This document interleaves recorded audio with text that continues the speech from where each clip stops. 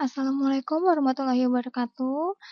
Jumpa lagi dengan Chemistry Also. Nah, sekarang kita akan membahas tentang materi dan perubahannya.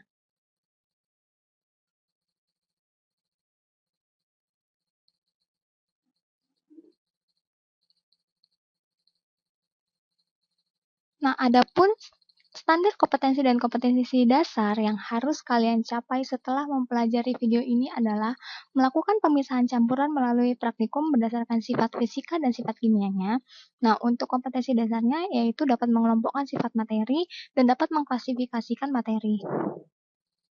Nah, sebelum masuk ke perubahan fisika dan kimia, alangkah lebih baiknya kalian tahu terlebih dahulu apa sih itu ilmu kimia.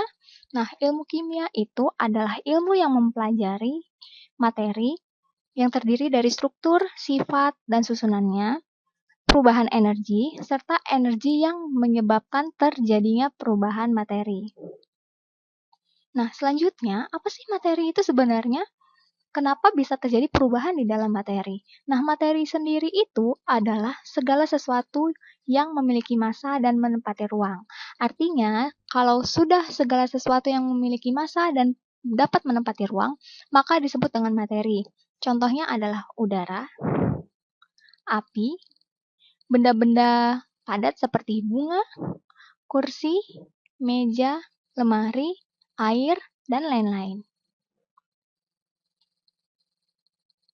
Nah, adapun klasifikasi dari materi, yaitu terdiri dari dua, yaitu zat tunggal dan campuran. Nah, zat tunggal terbagi menjadi dua, yaitu unsur dan senyawa. Sementara campuran juga terbagi dua, yaitu campuran homogen dan campuran heterogen. Nah, klasifikasi materi. Yang pertama, yaitu zat tunggal. Nah, materi yang termasuk ke dalam zat tunggal ada dua, ada unsur, ada senyawa. Kemudian campuran.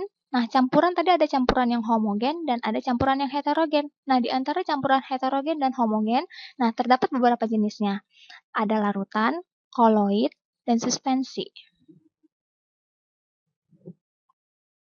Nah, adapun pengertian dari zat tunggal itu sendiri adalah materi yang seluruh bagiannya memiliki komposisi yang sama dan memiliki seperangkat sifat yang tetap dan khas.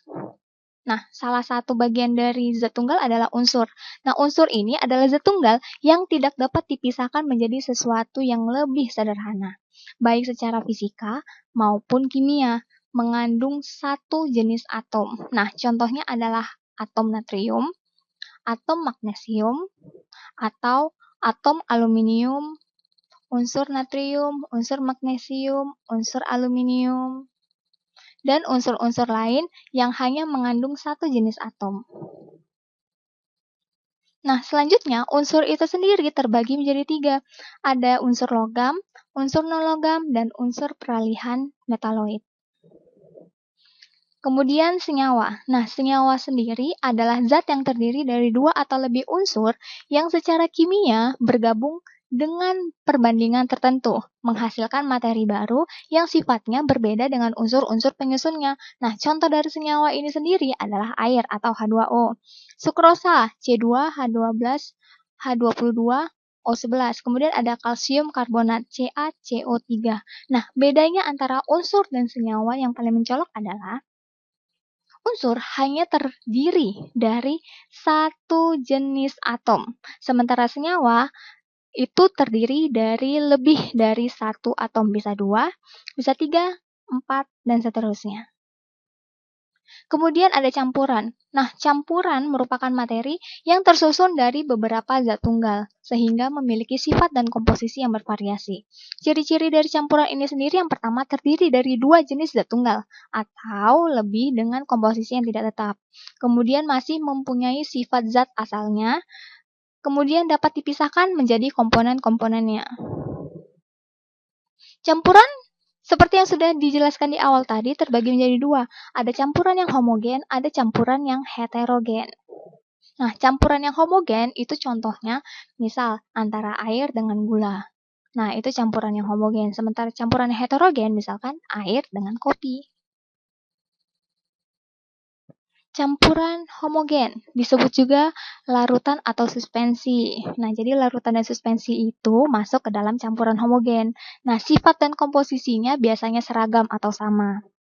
Tidak dapat dibedakan dengan melihat langsung. Artinya kita tidak dapat, misal nih, contoh dari campuran homogen tadi kan adalah air dengan gula.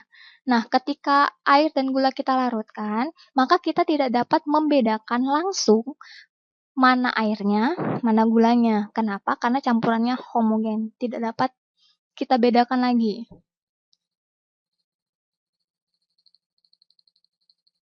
Selanjutnya adalah campuran heterogen. Nah, campuran heterogen bisa juga kita sebut dengan suspensi. Sifat dan komposisinya itu biasanya tidak seragam. Artinya masih bisa kita bedakan antara campuran-campuran yang membentuk senyawa heterogen. Misal, kita campurkan antara air dengan pasir. Nah, air dengan pasir itu adalah salah satu contoh dari campuran heterogen. Kenapa? Karena kita masih bisa membedakan antara air dengan pasir. Begitupun dengan santan. Nah, santan kita masih bisa tuh membedakan mana airnya, mana sari kelapanya. Kemudian antara air dan kopi, kita masih bisa membedakan antara air dengan kopi. Artinya kita dapat membedakan secara langsung atau dapat melihat perbedaannya secara langsung maupun di bawah mikroskop optis terbalik sekalipun. Nah, sekian pembahasan kita hari ini. Semoga pembahasan mengenai perubahan fisika dan perubahan kimia, campuran, unsur, dan senyawa dapat dipahami oleh teman-teman sekalian. Terima kasih. Assalamualaikum warahmatullahi wabarakatuh.